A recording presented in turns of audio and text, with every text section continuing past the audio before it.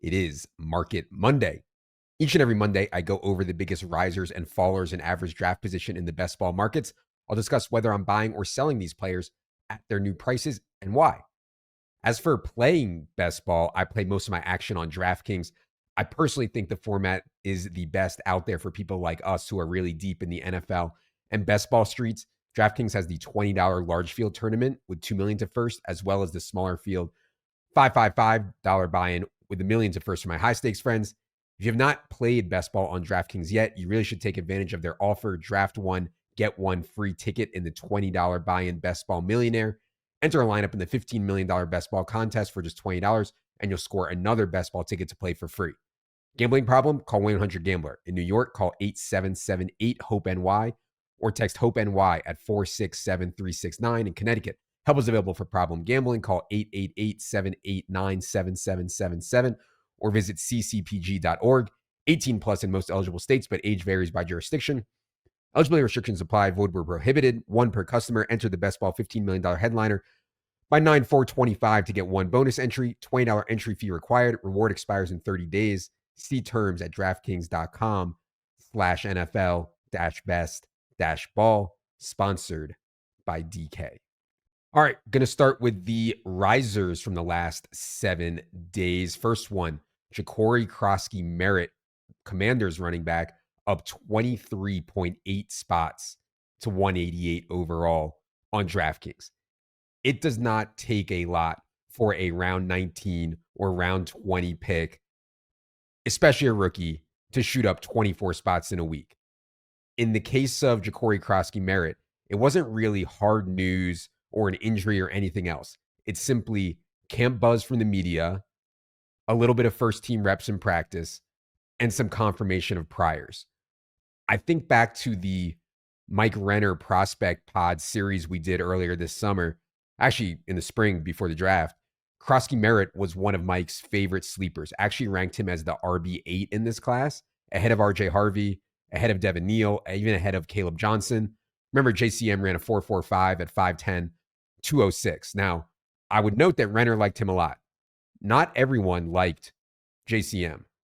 Dane Brugler had Kroski Merritt as the RB24 in this class with a 5th or 6th round grade on him. And when we're talking about players who go in the 7th round of the actual NFL draft, this stuff, the talent stuff, matters because coaches aren't just going to hand you opportunities. You have to jump off the page at them. I literally asked Austin Eckler about this when he came on the show a couple months ago. Now, the good news is that it sounds like Kroski Merritt is doing just that, jumping off the page to the point where he's earning first team reps. And people are excited because the competition in front of him is not great. Brian Robinson's somewhere in the average range. Austin Eckler is in decline at age 30. I generally think all 7th round rookies get overdrafted in fantasy once they get higher than pick 200 or so. It's just such a parlay to earn a role, earn enough work to matter, and then actually be good when every team in the NFL passed on you time and time again. Yes, I know Isaiah Pacheco hit, but compare the hit rate compare Isaiah Pacheco to all 7th round running backs. Like, it's really, really ugly. I do think, though, that Merritt has a better case than others, mostly because if Brian Robinson cannot give them the explosiveness they need by October or November, they can certainly give Kroski Merritt some work. I will take him in the 180s, 190s when I need a running back, but I'm not going to go further than that on Jakori Kroski Merritt unless we get more signs of him really pressing B-Rob. Remember, 7th round pick. Don't want to go too crazy. Second riser, Brilen Allen, up 13.1 spots to 160 overall. I've always been a Brilen Allen guy. You don't go to Wisconsin as a true freshman at 17 years old. I repeat, 17 years old, and light up the Big Ten for 1,268 rushing yards, 12 rushing touchdowns. You don't do that unless you're a baller. I was a bit confused / miffed that Brilen did not cleanly break away from Isaiah Davis last year, though. So I was admittedly just kind of meh on Brilen Allen coming into this season. What I didn't really see coming was this relentless pursuit of RBBC, running back by committee, from this new Jets regime. Aaron Glenn, Tanner Engstrom coming over from the Lions and continuing to say for months they want to play 3 running backs. They're going to use all 3 of their backs. Reportedly, they really like Isaiah Davis also. There's been reports from camp that Brilen Allen's going to have a big role, some version of the Dave Montgomery role, while Breece Hall is in the Gibbs role. And then the first preseason game, by the way, which I'll talk more to Silva about tomorrow, but in the first preseason game, snaps with the Justin Fields group were Breece Hall 5, Isaiah Davis 3, Brilen Allen 2. This team could lead the NFL in rushing attempts. The new staff doesn't seem to be in love with Breece Hall. Brilen is a good player. There's some chance at some point, maybe before the trade deadline, Breece Hall in the final year of his contract could be traded. So despite the Isaiah Davis stuff, which I don't feel great about, but despite that, I do think at this point, given what's going on with Breece, given the RBBC stuff, given all the hype around Brilen, I think he belongs in the same tier as Ray Davis, Trey Benson, Isaac Guerendo types. Third riser to talk about is Jordan Mason, up 3.4 spots to 87 overall. I think there's a lot of double counting going on here. We already knew the Vikings had big plans for Jordan Mason. They trade a draft pick to the 49ers for the right to give Mason a 2-year, $12 million contract with $7 million guaranteed. And we also already knew that the Vikings really wanted to improve their goal line rushing, and the 223-pound Mason is the man they targeted to do that. So we knew all this. Then this stuff happens in camp. You know, there's a lot of beat writer excitement. They're saying Jones and Mason are sharing reps evenly. Mason's getting the goal line reps. And people start double counting. And now, Jordan Mason is going just 10 picks later than Aaron Jones on full PPR DraftKings.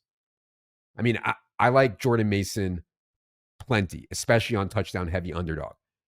But I still prefer Jones. I mean, yes, the Vikings gave Jordan Mason a decent payday. They gave Aaron Jones significantly more, 2 years, $20 million with $13 million guaranteed. The Vikings clearly didn't think that 30-year-old Aaron Jones is toast. More importantly, Aaron Jones is just a smash in the pass game, always has been. He always is at an extremely fantasy-friendly style. Mason is more of a pounder, a touchdown-reliant player. I would also note that Jordan Mason has been an extremely efficient runner in his career, and I think he's good. But we have to keep in mind he's only played in Kyle Shanahan's scheme, one of the most successful run schemes in the NFL. We've seen tons of running backs excel for Shanahan, like post-career outlier numbers there. So anyways, at their current prices, Mason 87th overall, Jones 77th overall on DraftKings. I easily prefer Aaron Jones. Let's get to this week's fallers. Cam Scatterbo down 13.5 spots to 114 overall on DraftKings. Two things going on here. First, Scatterbo pulled his hamstring, going to be out a bit. I'm not sure on the exact timeline there, but definitely not a good thing for a round 4 rookie battling for work. And the other thing going on is that Roshan quote that Silva and I talked about on Friday's show. I think the fantasy community took that a bit too far. Then they started thinking, oh, Scatterbo was just stone dead to ever get real work this season. I don't think that's the case. But let's be real. Rookies are exciting. Uncertainty is often a good thing. But the median outcome for a round 4 rookie in fantasy is not great, especially if the Giants are bad. And that also fails to mention that I thought Tyrone Tracy was really good last year. And he was really good if you adjust for his quarterback situation, his offensive line situation. 4.4 yards per carry, 7.5 yards per reception on 230 rookie touches for Tyrone Tracy. The scat man's going to have to earn it, you know? So I think this Scatterbo ADP has plenty more room to go down. I think something closer to 125, 130 is where I'd start considering Scatterbo. You do see the upside case, though. Short yardage, pass game is where Scatterbo excels. That's how fantasy running backs score their points. Second faller, Tyreek Hill, down 4.1 spots to 25.8 overall. I mean, vibes around Tyreek Hill are just so bad. You know, coming off this horrific 2024 season, they were scheming plays to Jonnu Smith and Devon Achane instead of Tyreek. Tyreek's 31 years old. The data on wideouts reversing career decline at this age is horrific. Mike McDaniel, my brother, he seems to be tilted at Tyreek. Teammates seem to be tilted at Tyreek. And I'm not trying to be insensitive, but Tyreek appears to have some mental illness going on, a la Antonio Brown. The Jonnu trade, I thought, really help Tyreek's outlook in terms of target concentration and schemed quick hitters.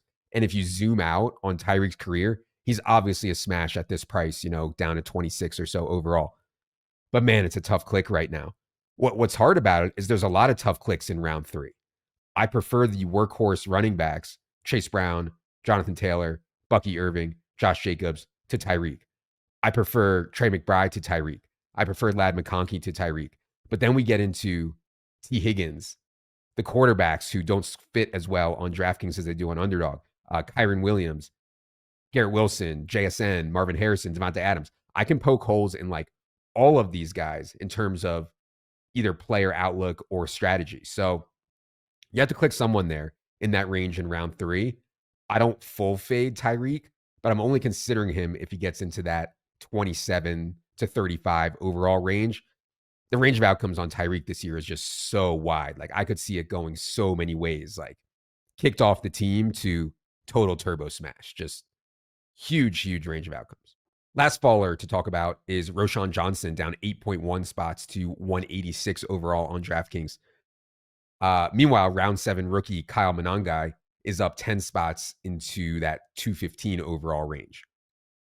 Honestly, this season feels like worse than ever in terms of people trying to make round 6, round 7 UDFA things happen. I mean, people just seem to be overreacting to every camp report and going way too far on preseason game usage, worse than before. So, you look really smart if you hype up some round 7 rookie and he hits. When that play fails, which it will, 95 out of 100 times or more, well, it's just a round 18 pick. We swung for the fences and missed. And I can be more on board with that line of thinking in redraft than in best ball. But getting guys in best ball who score 8 points a week or have a chance to pop up for 15 carries if things breaks right, or 8 targets if things break right, that's pretty valuable in best ball, whereas it's not as much in redraft. But anyways, back to the Bears running back situation. A few things going on with Roshan Johnson. First, he has a foot injury. I'm not sure on the severity there yet. Second, Bears brought in a few running backs for workouts, expected to sign Britton Brown. And lastly, we have reports from Bears camp that Roshan will be the clear goal line and third down back. I think it's important to note, I would consider DeAndre Swift a fragile-ish starter. If he does not perform well, I don't know how long the leash is going to be here. We're going to see Ben Johnson use other guys plenty in that scenario. Assuming this foot injury is no big deal, I do think Roshan would get the first crack at picking up the slack for DeAndre Swift, and then some standalone value for Roshan also, touchdowns, some version of the David Montgomery role. That touchdown-heavy profile fits better on Underdog, but regardless, even on DraftKings, I'm a buyer at 186 on Roshan. He's going around guys like Kareem Hunt, Justice Hill, Will Shipley. I think Roshan will have a bit more standalone value than those other guys. Certainly an ambiguous backfield, though.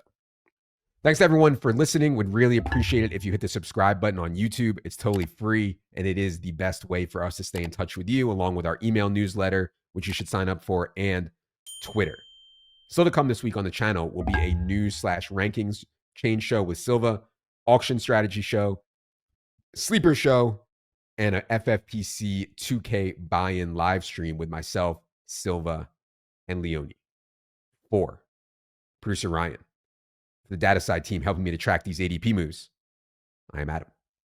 Good luck, everybody.